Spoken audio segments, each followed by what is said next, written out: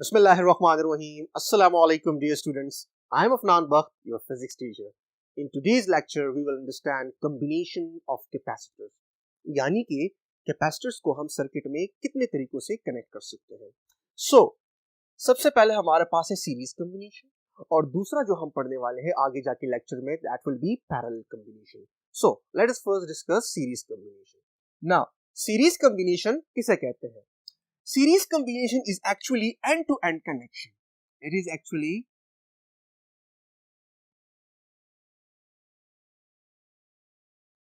end-to-end connection of capacitors or anything. For example, अगर आप इन दो कैपेसिटर्स को देख लो, दिस इज कैपेसिटर C1, ये दो आपको नजर आ रहे हैं, ये दो कैपेसिटर्स की प्लेट को रिप्रेजेंट कर रहे हैं. So this is C1, this is C2. अब अगर आप देख लो, the left plate of C1 is connected to the right of C2 and similarly अगर और भी मैं इस तरह लगाता जाऊं, सो आप देखोगे अगर यहां पर मैं एक तीसरा कैपेसिटर भी कनेक्ट करूं, सो उस कैपेसिटर को भी C2 के साथ उसी तरह कनेक्ट होना होगा जिस तरह से C2 C1 के साथ कनेक्टेड है. सो इन सिंपल वर्ड्स हम कह सकते हैं कि such combination of capacitors in which the right plate of one capacitor is connected to the left of another and the left plate of another capacitor is connected to the right of the first one. So that is how we can understand series combination. So it's kind of a end-to-end combination.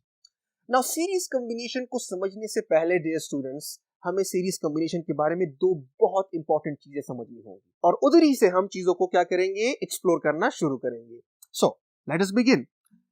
Series combination में सबसे पहले तो हम देखते हैं कि ये charge कैसे होंगे. सो सबसे पहले सर्किट को क्या कर देते हैं, ऑन कर देते हैं, यानी स्विच हम क्या कर देते हैं ऑन, सर्किट आपके पास क्या हुआ, क्लोज.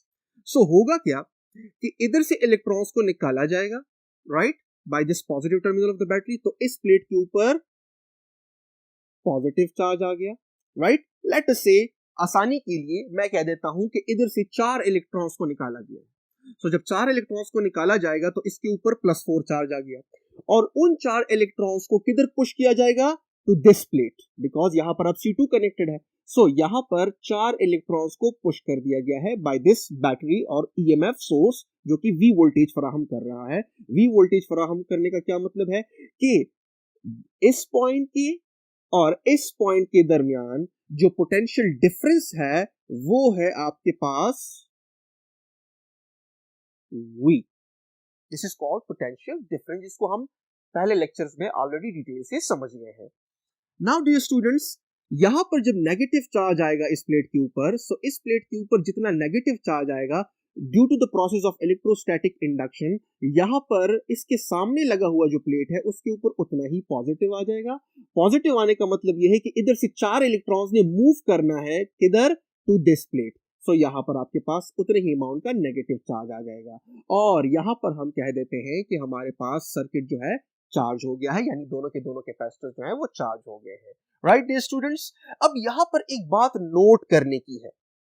नंबर 1 वो ये कि जितने चार्जेस यहां से आए उतने ही चार्जेस वहां पर गए और उतने ही अमाउंट के चार्जेस इस रास्ते के थ्रू इस प्लेट के ऊपर एक्युमुलेट हुए. राइट डियर स्टूडेंट्स, इसका मतलब ये है कि चार्जेस का बहाव सेम है, राइट. जितना चार्ज इस प्लेट के ऊपर आएगा उतना ही चार्ज इस प्लेट के ऊपर भी आएगा. व्हाई, बिकॉज जितने वक्त में चार्जेस को यहां से यहां तक लाया गया है उतने ही वक्त में वो चार्जेस यहां से यहां तक भी आए हैं. तो हम कह सकते हैं कि सीरीज कॉम्बिनेशन में चार्जेस का बहाव सेम है और जितने टाइम में है वो भी आपके पास सेम है. In simple words, current same है, यानी the rate at which the charges flow in the circuit that is same throughout the whole circuit. So series combination के लिए एक चीज जो कि आपको नोट करनी होगी वो क्या है कि जितना करंट इधर से गुजरा होगा उतना ही करंट उधर से भी गुजरा होगा, राइट. सो मैं कह देता हूं कि I1 will be equal to I2 where I1 is the current through capacitor C1 while I2 is the current through capacitor C2. Now since we know current is nothing but the rate of flow of charge, सो यहां पर मैं लिख देता हूं कि जितना charge C1 capacitor से flow कर रहा है डिवाइडेड बाय जितने टाइम में फ्लो कर रहा है इज इक्वल टू जितना चार्ज C2 कैपेसिटर से फ्लो कर रहा है या यहां पर स्टोर हो रहा है डिवाइडेड बाय जितने टाइम में फ्लो कर रहा है.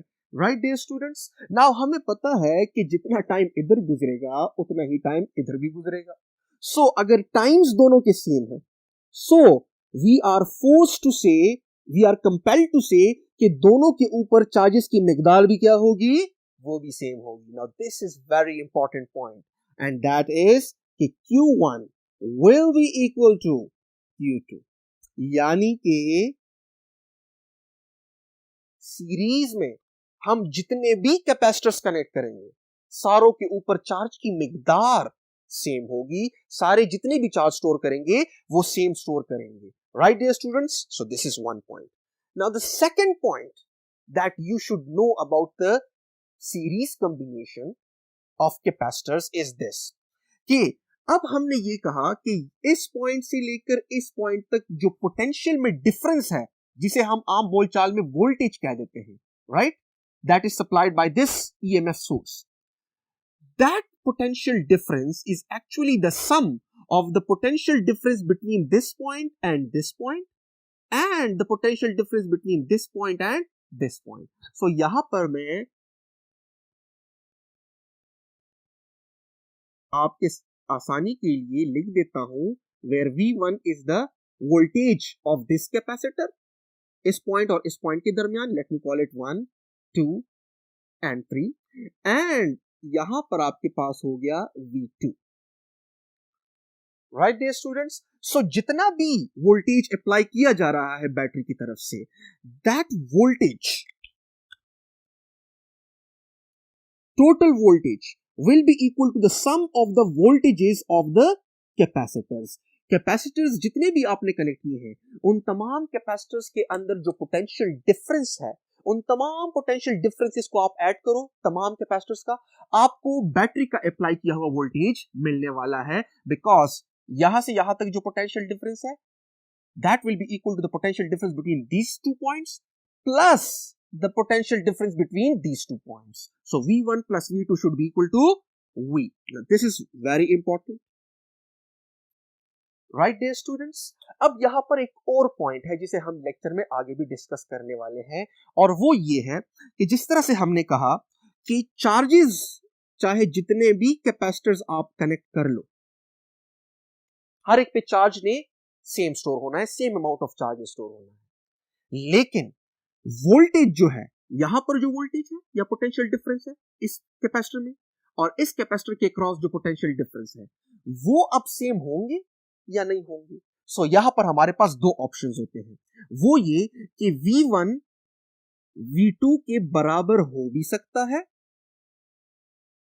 और V1 V2 के बराबर नहीं भी हो सकता है, डिपेंड करेगा सिचुएशन पर। और दोनों ही सिचुएशंस को हम समझने वाले हैं कि कब ये पोटेंशियल डिफरेंस और ये पोटेंशियल डिफरेंस बराबर होंगे और कब ये दोनों बराबर नहीं होंगे। लेकिन चार्जेस के बारे में आपको क्लियर पता होना चाहिए कि चाहे जो भी हो जाए, as long as the capacitors are connected in series, दोनों कैपेसिटर्स पे चार्ज की मैग्नीट्यूड ने सेम होना है। सो ये इंपॉर्टेंट पॉइंट्स आपको क्लियर होने चाहिए, और इस पॉइंट को हम आगे लेक्चर में डिस्कस करने वाले हैं। नाउ डियर स्टूडेंट्स, जिस तरह से हमने ये कहा कि potential difference between these two points will be equal to V1 plus V2, so इधर ही से आगाज करते हैं और एक इंपॉर्टेंट कॉन्सेप्ट को समझते हैं जिसे हम कहते हैं equivalent capacitors. So let us get straight into it. Now dear students, since V is actually equal to V1 plus V2, so from the very basic equation of the capacitor we know that Q is actually equal to CV, right dear students? Now यहां पर अगर मैं V की value निकाल रहा हूं तो V should be equal to Q divided by C। so ये आप यहां पर फीड करो तो आपके पास क्या आना है, यहां पर आपके पास आ जाएगा Q divided by C is equal to, यहां पर आपके पास आ जाएगा Q1 divided by C1, because अगर V1 है तो यहां पर Q1 divided by C1 plus अपनी जगह पर यहां पर आपके पास आ जाएगा Q2 divided by C2, right, because अगर V2 है तो आपके पास क्या आ जाएगा, it will B Q2 divided by C2। लेकिन हमने अभी समझा कि Q1 will be equal to Q2, सो हमें यहां पर सबस्क्रिप्ट लगाने की कोई जरूरत नहीं है, because Q1 is actually equal to Q2 is equal to Q, right dear students. So यहां से हम Q को कॉमन ले सकते हैं। So Q divided by C is equal to, Q को आपने कॉमन लिया, 1 divided by C1 plus 1 divided by C2, right dear students. अब यहां पर आप क्या कर सकते हो, Q और Q को कैंसल आउट कर सकते हो। यहां पर आपके पास बच जाएगा 1 divided by C is equal to 1 divided by C1 plus 1 divided by C2। Now equation के इस साइड पे जो आपको C नजर आ रहा है, this is called equivalent capacitance. इसे हम क्या कहते हैं, इक्विवेलेंट, EQ मैं यहां पर लिख देता हूं। And what is equivalent capacitance, let me first define this, फिर इसको समझते हैं। So equivalent capacitance, C equivalent, right, it is actually the combined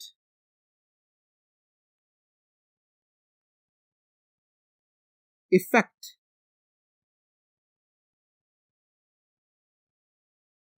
of all the capacitors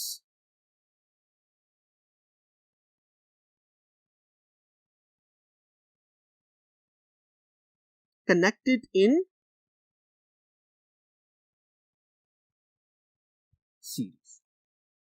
क्या मतलब हुआ इसका, आपने यहां पर एक कैपेसिटर कनेक्ट किया है और दूसरा, one is C1 the other one is C2। अब आपको सर्किट में कैपेसिटर्स के अलावा कोई और चीज नजर आती है, no, so the circuit is purely capacitive. अब हमें पता है कि इसकी जो चार्ज स्टोरिंग एबिलिटी है वो है C1 और इसकी जो चार्ज स्टोरिंग एबिलिटी है वो है C2, लेकिन एज अ होल इस सर्किट की चार्ज स्टोरिंग एबिलिटी क्या है, that is represented by C equivalent because the circuit is purely capacitive, right dear students? So this C equivalent actually represents the total charge storing ability of the whole circuit, right? अच्छा, अब यहां पर dear students एक बात जाननी जरूरी है, वो ये कि इसी को हम इस तरह भी लिख सकते हैं, अगर तो यहां पर एक तीसरा कैपेसिटर भी सीरीज में लगा होता, सो यहां पर मैं साथ में ये भी लिख देता, +1/C3, राइट। अगर चौथा लगा होता तो +1/C4, अगर पांचवा भी लगा होता तो +1/C5, and all the way in, अगर हम n capacitors, where n can be any number, अगर हम n कैपेसिटर्स को कनेक्ट कर दें इन ए सीरीज, सो हम क्या कर सकते हैं, हम इस फॉर्मूले को ऐसे लिख सकते हैं, all the way in +1 divided by C n, right dear students. लेकिन फिलहाल के लिए चूंकि मैंने सिर्फ दो ही कंसिडर किए हैं फॉर सिंप्लिसिटी, सो हम दो के साथ ही एक्सप्लेनेशन को जारी रखेंगे और फिर उसको जनरलाइज करते चले जाएंगे। सो ये आपके पास हुआ। अच्छा, अब अगर दो के लिए हो, राइट, अगर आपके पास सिर्फ दो कैपेसिटर्स कनेक्टेड हो तो इसी फॉर्मूले को आप बड़ा इजी भी लिख सकते हो, वो ये कि आप इसका एलसीएम ले लो, राइट, लाइक दिस। अगर मैं इसका एलसीएम ले लूं, so it will be C1 into C2 is equal to 1 divided by C equivalent। सो यहां पर आप एलसीएम लेते हो तो आपके पास क्या आ जाएगा, it will B C2 plus C1, सिर्फ मैं ये दो कंसिडर कर रहा हूं, राइट। और चूंकि C इक्विवेलेंट फाइंड आउट करना है तो इक्वेशन को क्या कर दो, उल्टा कर दो। सो इस साइड पे आप जो ऑपरेशन परफॉर्म करोगे इक्विलिटी को मेंटेन रखने के लिए, उस साइड पे भी वही करना पड़ेगा, राइट। सो यहां पर मैं लिख देता हूं that is C equivalent is equal to, और आपके पास क्या आ जाएगा, it will be C1 C2 divided by C1 plus C2। Now this is very important because अक्सर एमसीक्यूज में ये आप इजीली ट्रिक के तौर पर यूज कर सकते हो, राइट डियर स्टूडेंट्स। और इसको आपने याद कैसे करना है, फॉर सीरीज कॉम्बिनेशन सिंबल, अगर आपके पास दो कैपेसिटर्स हैं तो सिंपल उनका प्रोडक्ट लो डिवाइडेड बाय उनका सम लो, but this is only for two capacitors. अगर तीन हुए तो यहां पर फिर C1 into C2 into C3 भी लिखना पड़ेगा, फिर यहां पर जोड़े आ जाएंगे, यहां पर आपके पास आएगा what, C2 into C3 plus यहां पर आपके पास आएगा क्या, C1 into C3, राइट। तो आपके पास इक्वेशन थोड़ा सा मुख्तलिफ हो जाएगा, लेकिन फिलहाल हम सिर्फ दो के लिए ही कर रहे हैं ताकि आपके लिए आसान हो जाए। सो सिंपल क्या होगा, product divided by sum, right dear students. Now dear students, हमने इसको मजीद परसू करना है, और किस चीज को परसू करना है कि कब वोल्टेज आपके पास सेम हो और कब वोल्टेज आपके पास सेम नहीं होगा, यानी यहां पर जो पोटेंशियल डिफरेंस डेवलप हुआ है और यहाँ पर जो पोटेंशियल डिफरेंस डेवलप हुआ है, ये दोनों कब सेम होंगे और कब सेम नहीं होंगे। लेकिन दोनों ही केसेस में, दिस इज वेरी इंपॉर्टेंट, दोनों ही केसेस में, राइट, इसका और इसका सम हमारे पास इसके बराबर आएगा। This is for sure, right dear students. So next board पे हम ये भी डिस्कस करने वाले हैं और ये केस भी डिस्कस करने वाले हैं कि अगर दो कैपेसिटर्स जिनको मैंने कनेक्ट किया है और उनकी चार्ज स्टोरिंग एबिलिटी सेम है, यानी C1 is equal to C2, तो फिर हम कैसे कर सकते हैं कि फिर हम इसको कैसे इजी फॉर्म में लेकर आ सकते हैं। So let us move on to the next board.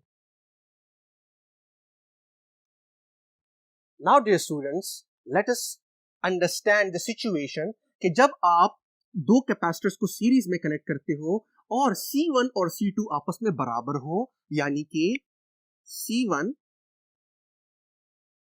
is equal to C2 is equal to, I should say, C, because जो भी दो कैपेसिटर्स आपने कनेक्ट किए हैं उनकी चार्ज को स्टोर करने की एबिलिटी सेम है। So what will be the situation then? तो अब यहां पर हम ये करेंगे कि हमने अभी फॉर्मूला डिराइव किया, दैट वाज कि C equivalent is equal to their product, that is C1 into C2 divided by C1 plus C2, right dear students?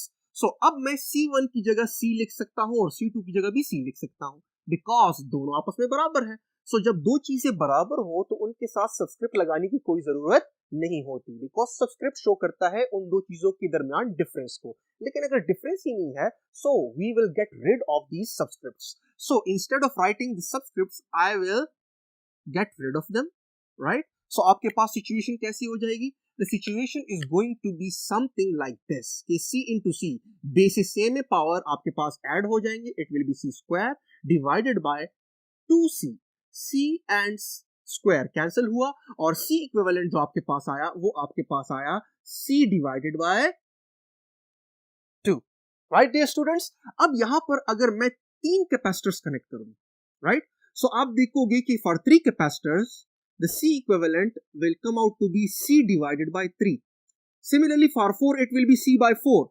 For 5 capacitors it will be C by 5.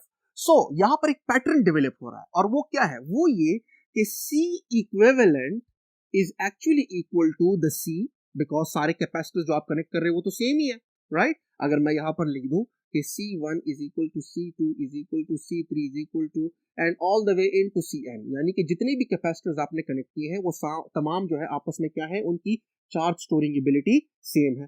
तो हम simple C कहेंगे और divided by नीचे जो भी होगा वो होगा नंबर ऑफ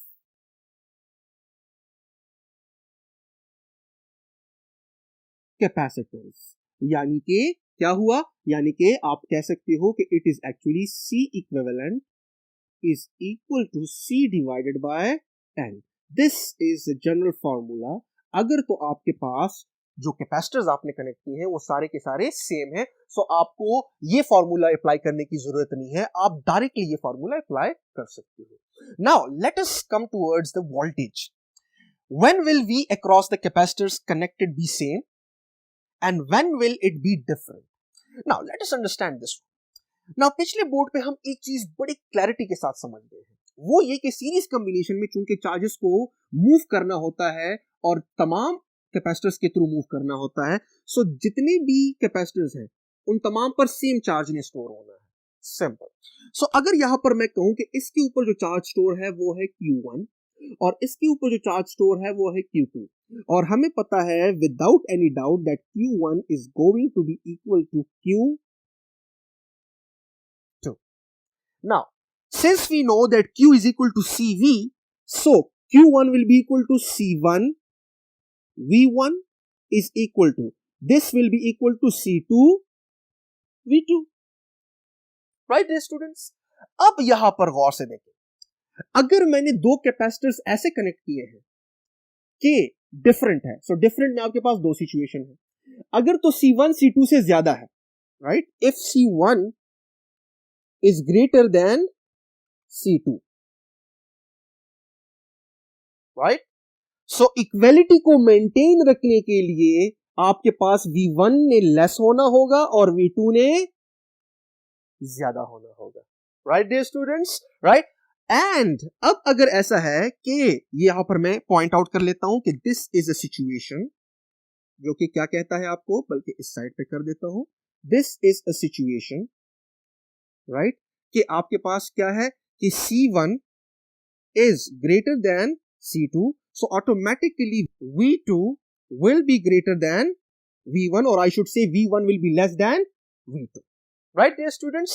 अब आपके पास एक सिचुएशन ये है कि अगर मैं कैपेसिटर्स को कनेक्ट करूं और उनमें से C1 जो है वो बड़ा नहीं है बल्कि C2 बड़ा है, राइट, सो आपके पास क्या हो जाएगा कि C1 is less and C2 is greater, यानी इसकी चार्ज स्टोरिंग एबिलिटी ज्यादा है और इसकी चार्ज स्टोरिंग एबिलिटी कम है.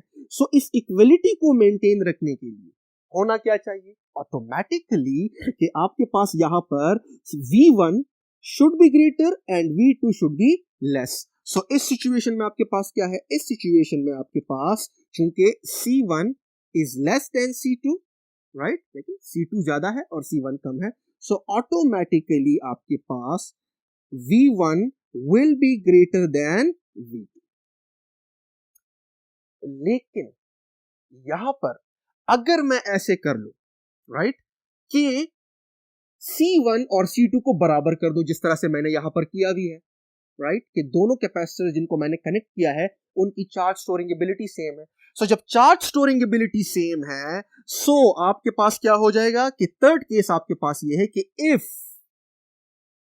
C1 is equal to C2, so C1 की C2 के बराबर होने के साथ साथ आपके पास अब वोल्टेजेस का भी आपस में बराबर होना लाजिम हो गया है. क्यों, बिकॉज Q1 तो Q2 के बराबर है, और अगर आपने ये भी सेम कर दिया इसके साथ, तो फिर वोल्टेजेस के पास और कोई चारा नहीं है इसके कि वोल्टेजेस भी आपस में बराबर हो. सो आपके पास क्या होगा, V1 will be equal to V2. सो दोनों ही सिचुएशंस हमने कर ली, और वो क्या कि अगर आपने दो कैपेसिटर्स को कनेक्ट किया है और उनकी कैपेसिटेंसेस की वैल्यू मैच नहीं कर रही, सो याद रखिएगा उनके अक्रॉस जो वोल्टेज होगा, उनके अक्रॉस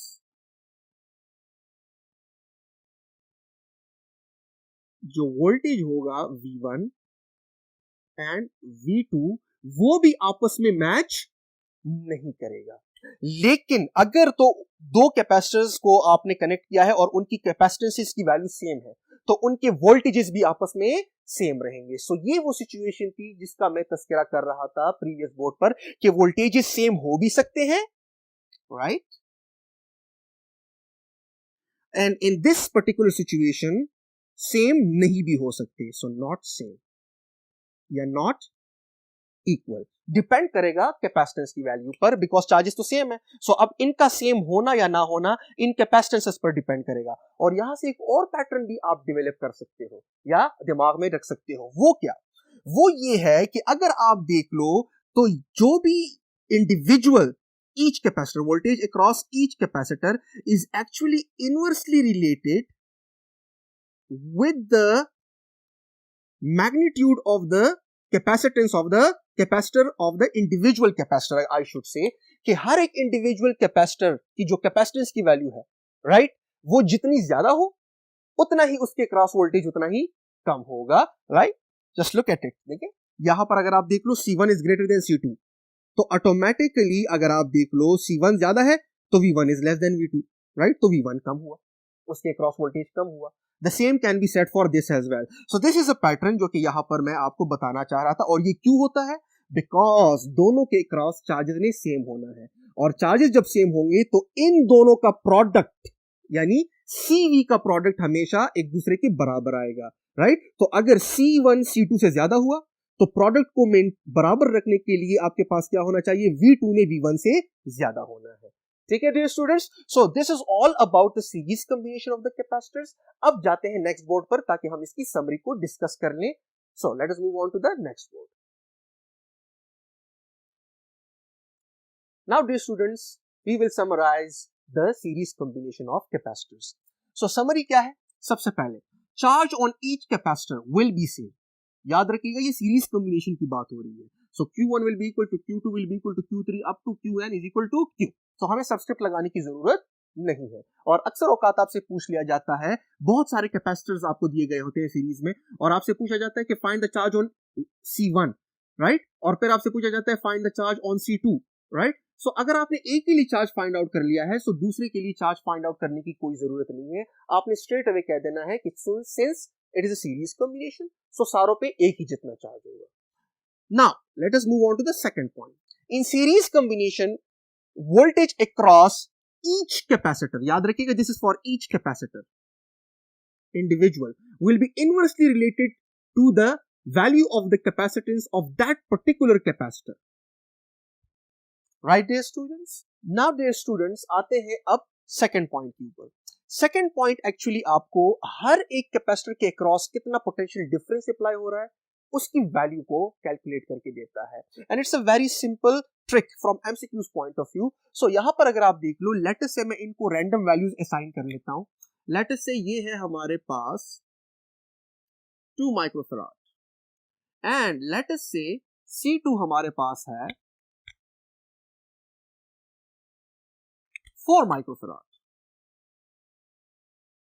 राइट डियर स्टूडेंट्स। और जो बैटरी हमने कनेक्ट की है वो लेट अस से मैं खुद से वैल्यूज ले रहा हूं, वो ऑफर कर रहा है 12 वोल्ट, राइट डियर स्टूडेंट्स। सो 12 वोल्ट्स ऑफर करने का क्या मतलब है कि इस पॉइंट और इस पॉइंट के दरमियान जो पोटेंशियल डिफरेंस है वो कितना है, वो है 12 वोल्ट्स। अब ये 12 वोल्ट जो है ये बराबर होगा किसके, जो हम पहले भी लेक्चर में कवर कर गए हैं कि इस पॉइंट और इस पॉइंट के दरमियान, यानी कि यहां पर जो वोल्टेज है potential difference that will B V1, right. Potential difference जो कि यहां पर इस कैपेसिटर C1 में डेवलप हुआ है। फिर आपके पास V2 जो कि वोल्टेज अक्रॉस कैपेसिटर C2 है, जो कि यहां पर वोल्टेज डेवलप हुआ है। So this 12 will be equal to 12 volt will be equal to V1 plus V2, right dear students. So अब अगर मैं V1 कैलकुलेट करना चाहूं तो कैसे करूंगा, दिस इज द फॉर्मूला, देखते जाएं जरा यहां पर। So V1 is equal to C2 that is 4 divided by C1 plus C2, इसका मतलब है 2 plus 4, and this whole thing multiply with what, the total voltage applied, that is 12, right? So 2 plus 4 is equal to what? 2 plus 4 is actually equal to 6, and 6 ones are 6, 6 twos are 12, and 2 fours are what? That is 8. So V1 आपके पास हुआ कितना, 8 volts। इसका मतलब है कि इस point और इस पॉइंट के दरमियान जो पोटेंशियल डिफरेंस है या जो वोल्टेज है वो है 8 volts, right dear students? Similarly we can calculate the voltage across capacitor C2 by this. So अब आपने क्या करना है कि सिर्फ एक डिफरेंस करना है, देखिए C1 plus C2, C1 plus C2 अपनी जगह पर, V एंड V अपनी जगह पर, बस सिर्फ यहां पर अगर C2 है तो वहां पर V2 को कैलकुलेट करने का जो इक्वेशन है उसमें क्या है, C1 है। So instead of writing 4 that is C2, I will write C1 that is equal to 2 microfarad. So यहां पर मैं 2 लिख देता हूं, राइट, और नीचे उसी तरह 6 आ रहा है because 2 plus 4 is equal to 6, तो 1 6 1 आर 6, 6 2 आर 12, 2 2 आर क्या हो जाएगा 4। सो V2 आपके पास आ गया किसके बराबर, V2 आपके पास आ गया 4 वोल्ट्स के बराबर। सो यहां से लेकर यहां तक जो है वो आपके पास है 4 वोल्ट्स। ना if you can look at it, ये हमारे दो पॉइंट्स को क्या कर रहा है, प्रूफ कर रहा है। The total potential difference between these 2 points will be equal to the potential difference between these 2 points plus the potential difference between these 2 points. और अगर आप देख लो तो 8 plus 4 is equal to 12. Right dear students? Number 1. दूसरा अगर आप देख लो, इस कैपेसिटर्स की जो कैपेसिटेंस की वैल्यू है वो इस कैपेसिटर की कैपेसिटेंस की वैल्यू से कम है। सो यहां पर हम देख रहे हैं कि C1 is less than C2। सो जहां पर कैपेसिटेंस की वैल्यू कम है वहां पर जो पोटेंशियल डिफरेंस है वो ज्यादा है एज कंपेयर टू जहां पर कैपेसिटेंस की वैल्यू ज्यादा है। सो V1 is greater than V2, जिसको हमने थोड़ी देर पहले सेकंड बोर्ड पे समझा। सो डियर स्टूडेंट्स, ये एक सिंपल सा ट्रिक है जिसे आप यूज कर सकते हो वोल्टेज अक्रॉस इंडिविजुअल कैपेसिटर्स को मालूम करने के लिए अगर तो कॉम्बिनेशन सीरीज है। नंबर 1। अब आते हैं इस पॉइंट के ऊपर, नेक्स्ट पॉइंट दैट इज कि अगर हम n कैपेसिटर्स कनेक्ट कर दें, लेकिन कौन से capacitors, identical capacitors. So n identical capacitors के लिए हमारे पास simple C equivalent will be equal to the capacitor of the capacitance of each capacitor divided by the number of capacitors and represents number of capacitors connected in series. और voltage के लिए आप इस तरह कर सकते हो कि अगर आइडेंटिकल कैपेसिटर्स हैं तो हमने ये कहा कि वोल्टेजेस भी सेम रहेंगे, यानी कि अगर इन दोनों को मैं आइडेंटिकल कर दूं, राइट, अगर ये जो 2 है अगर इसको भी मैं 2 कर दूं, सो आप देखोगे कि यहां पर जो वोल्टेज होगा वो भी 6 होगा और यहां पर जो वोल्टेज होगा वो भी 6 होगा. 6 + 6 = 12. राइट डियर स्टूडेंट्स, सो यहां पर अब आपके पास सिचुएशन क्या है कि voltage will be equal to the voltage applied by the battery divided by the number of capacitors. कि कितने कैपेसिटर्स है, क्योंकि यहां पर 2 है, so 12 divided by 2 = what, 6. Right dear students, तो देखिए 6 और 6, लेकिन ये तब जब आप C2 को भी क्या रखो, 2 रखो, और या आप C1 को भी 4 रख दो, तो 4 या फिर 2 या फिर 3, मतलब ये दो कैपेसिटर्स जो हैं वो क्या होने चाहिए, सेम होने चाहिए. राइट डियर स्टूडेंट्स, सो यहां पर ये पॉइंट बड़ा आपको क्लैरिटी के साथ पता होना चाहिए कि ये जो दो चीजें मैंने लिखी हैं ये आइडेंटिकल कैपेसिटर्स के लिए है. अगर दो कैपेसिटर्स की या दो से ज्यादा कैपेसिटर्स की कैपेसिटेंस की वैल्यू डिफरेंट हो तब आप ये दोनों फॉर्मूले यूज नहीं कर सकते. ठीक हुआ. अच्छा, अब last point which is very important, कि जब आप कैपेसिटर्स को सीरीज में कनेक्ट करते हैं और जो उनका कंबाइंड इफेक्ट आता है, कंबाइंड जो चार्ज स्टोरिंग एबिलिटी आती है, वो याद रखिएगा वो उन तमाम इंडिविजुअल कैपेसिटर्स की कैपेसिटेंसेस की वैल्यू से लेस आनी है. सो याद रखिएगा ये बहुत इंपॉर्टेंट पॉइंट है, and that will B C equivalent will be less than C1, C2, C3 and all the capacitors connected in series. This is very important because reciprocal addition है ना, right? Now अब हमने क्या करना है, इसी तरह पैरेलल कॉम्बिनेशन को समझना है. So पैरेलल कॉम्बिनेशन को समझने के लिए हम जाते हैं पहले बोर्ड पर. So dear students, now let us understand parallel combination of capacitors. Now parallel combination कैसे होता है? पैरेलल कॉम्बिनेशन में आप क्या करते हो कि जितने भी कैपेसिटर्स आपने कनेक्ट करने हैं उन तमाम को दो सेम पॉइंट्स के दरमियान कनेक्ट करना होगा.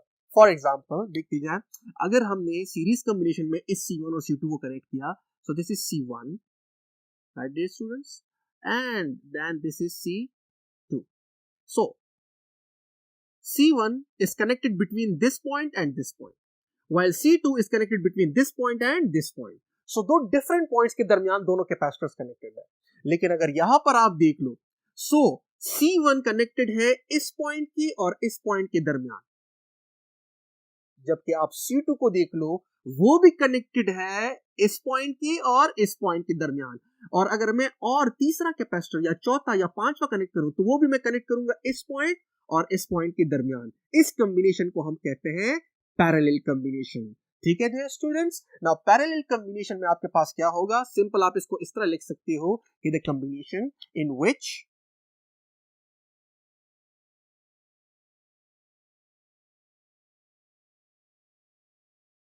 all the capacitors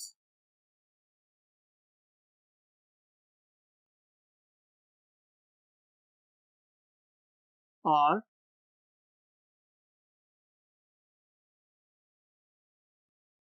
connected between same two points. That is how you can define the parallel combination of capacitors. ठीक है डियर स्टूडेंट्स, अब हमने क्या करना है, जिस तरह से हमने सीरीज कॉम्बिनेशन को स्टार्ट करते हुए कुछ बेसिक्स समझे थे सीरीज के, और वो क्या थे कि चार्जेस जो है वो तमाम कैपेसिटर्स पे सेम होंगे, और दूसरा क्या था कि वोल्टेजेस सेम हो भी सकते हैं और नहीं भी हो सकते.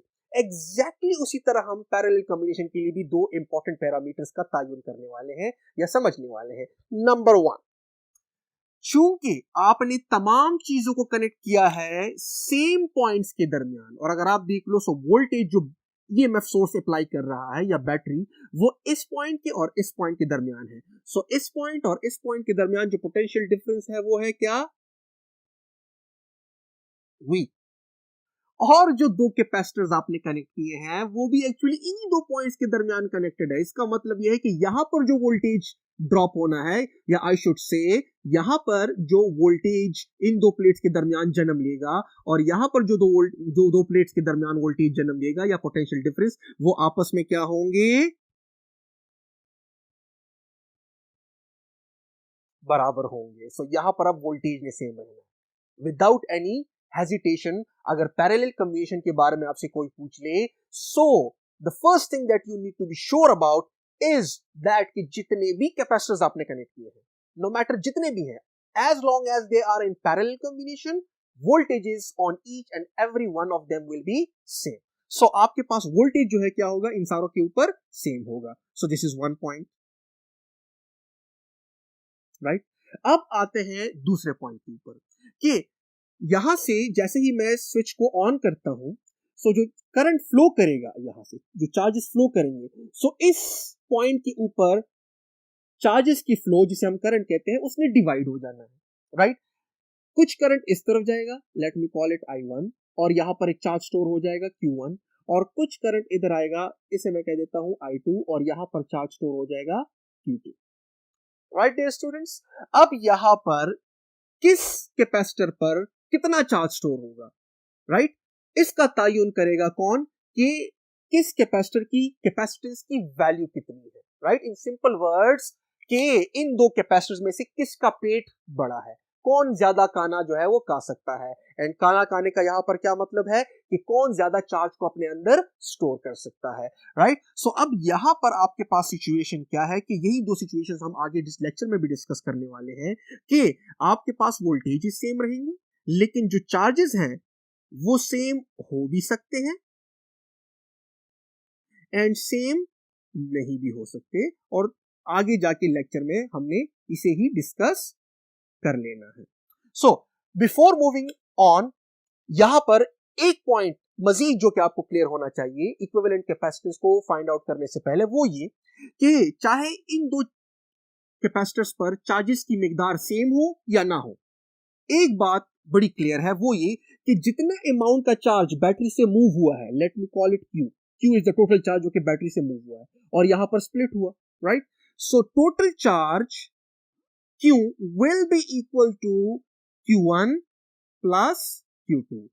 यहां पर जितना चार्ज स्टोर हुआ है Q2 और यहां पर जितना चार्ज स्टोर हुआ है Q1, ये दोनों का सम बराबर होगा जितना चार्ज इधर से बैटरी से निकला है, right dear students। So we are going to use this equation to derive the equation for the equivalent capacitance for the parallel combination। So now since Q is equal to Q1 plus Q2, so we know that Q is actually equal to CV, right dear students। so यहां पर हम क्या put करेंगे, C into V is equal to यहां पर C1 V1 plus यहां पर C2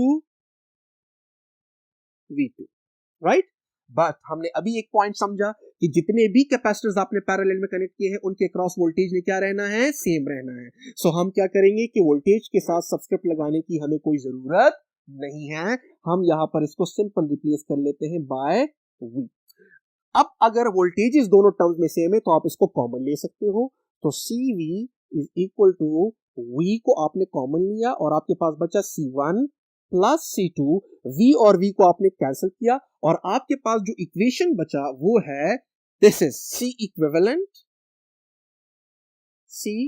equivalent is equal to C1 plus C2, right dear students. So parallel combination में अगर आपसे कोई इस सर्किट की कंबाइंड चार्ज स्टोरिंग एबिलिटी पूछ ले, दैट इज C इक्विवेलेंट, कि वो कितनी है, so all you have to do is to add the capacitances of the capacitors connected in parallel. So आपने क्या करना है, सिंपल C1 प्लस C2। अब अगर यहां पर थर्ड कैपेसिटर भी कनेक्टेड होता सो आप कहते हैं C3, अगर और भी कनेक्ट होते तो all the way in up to Cn। So this is a simple formula for the C equivalent। So C equivalent for parallel combination is the combined effect of all the capacitors connected in parallel। और अगर तो आपने identical capacitors connect किए हैं, let us say we have connected n identical capacitors in parallel, right।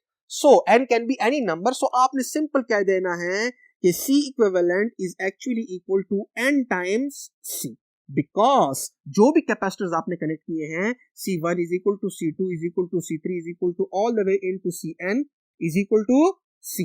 So C, which is the capacitance on each capacitor, multiply by the number of capacitors connected in parallel. जितने भी आपने capacitors parallel में connect किए हैं, right, जिसको हम आखिर में समराइज भी कर लेंगे, लेकिन यहाँ पर ये पॉइंट आपको क्लियर होना चाहिए.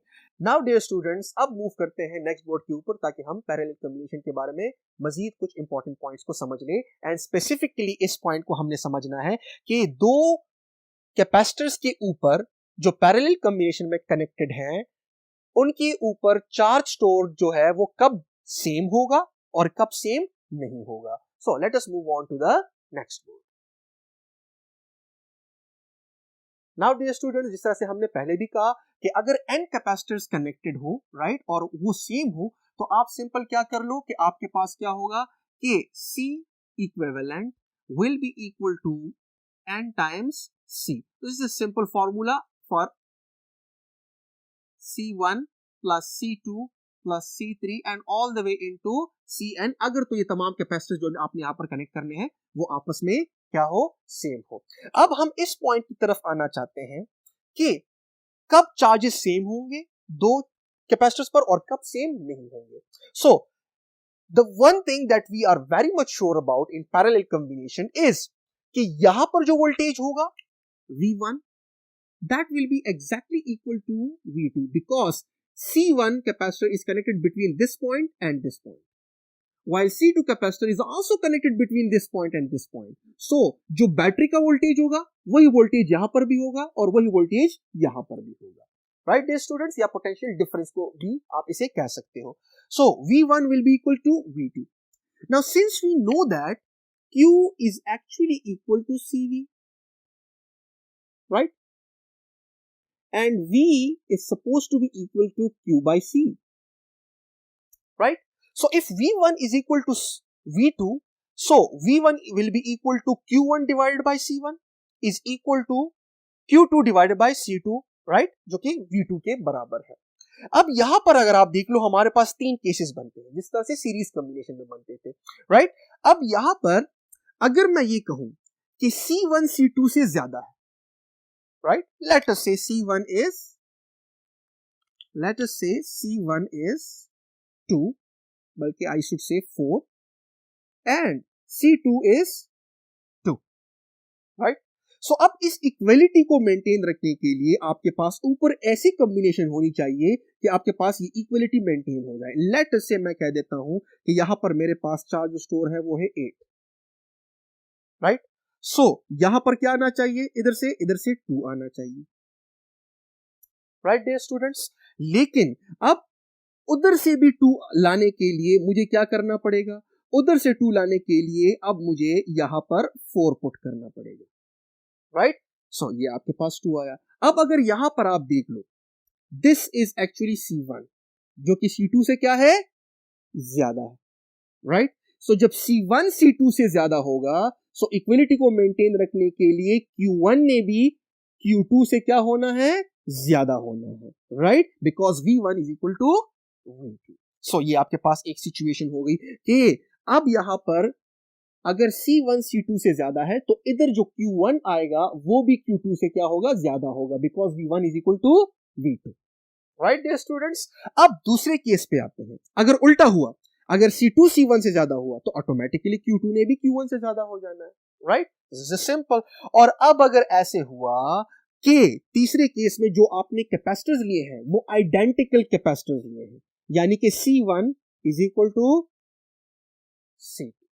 सो जब आप C1 और C2 को सेम कर देते हो, लेट अस से अगर C1 4 है और C2 को भी आपने क्या कर दिया है, 4 कर दिया है, सो अब आपके पास ऊपर जो वैल्यूज आएंगी, किस चीज की वैल्यूज, चार्जेस की जो वैल्यूज आएंगी, right.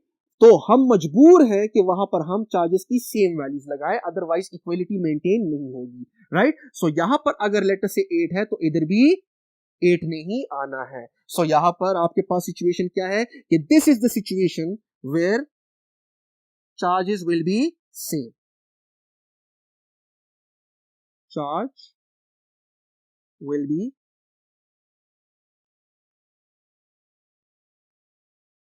same, while these two are the situation जहां पर charges जो है वो same नहीं होगी.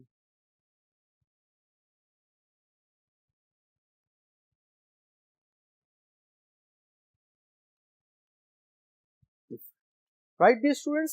In short, हम क्या कह सकते हैं कि पैरेलल कॉम्बिनेशन में, राइट, पैरेलल कॉम्बिनेशन में charge stored on any capacitor is directly related to the capacitance of that particular capacitor. Because अगर आप देख लो, अगर C1 C2 से ज्यादा है तो Q1 भी Q2 से ज्यादा है, अगर C2 C1 से ज्यादा है तो Q2 भी Q1 से ज्यादा है, अगर C1 और C2 बराबर है तो Q1 और Q2 भी बराबर है. राइट डियर स्टूडेंट्स, अब पैरेलल कॉम्बिनेशन को समराइज करने के लिए हम जाते हैं नेक्स्ट बोर्ड पर. नाउ डियर स्टूडेंट्स, जैसे कि हमने अंडरस्टैंड किया किस चीज को, कि जब हम पैरेलल कॉम्बिनेशन में कैपेसिटर्स को कनेक्ट करते हैं, सो हर एक के क्रॉस जो वोल्टेज होगा वो बराबर होगा. सो V1 will be equal to V2 will be equal to V3 all the way into Vn is equal to V. हमें सब्स्टिट्यूट लगाने की जरूरत नहीं है, और ये वोल्टेज वही होगा जो कि बैटरी फराहम कर रही है, या ये पोटेंशियल डिफरेंस वही होगा जिन दो पॉइंट्स के दरमियान आपने तमाम कैपेसिटर्स को क्या किया है, कनेक्ट किया है. सो ये एक पॉइंट हुआ. दूसरा, in parallel combination the charge stored on each capacitor is directly related to the magnitude of the capacitance of that particular capacitor. So ये आपके पास और दूसरा पॉइंट हुआ. तीसरा point, if n identical capacitors are connected, तो फिर क्या होगा कि आपने क्या करना है, आपने सिंपल हर एक कैपेसिटर को नहीं लेना, बल्कि सिर्फ एक की कैपेसिटेंस की वैल्यू उठा लेनी है, बिकॉज तमाम कैपेसिटर्स जो है वो सेम है. सो आप C को मल्टीप्लाई करोगे with the numbers of capacitors connected in parallel, जितने आपने कनेक्ट किए हैं, और आपको ऑटोमेटिकली इक्विवेलेंट कैपेसिटेंस मिल जाएगा.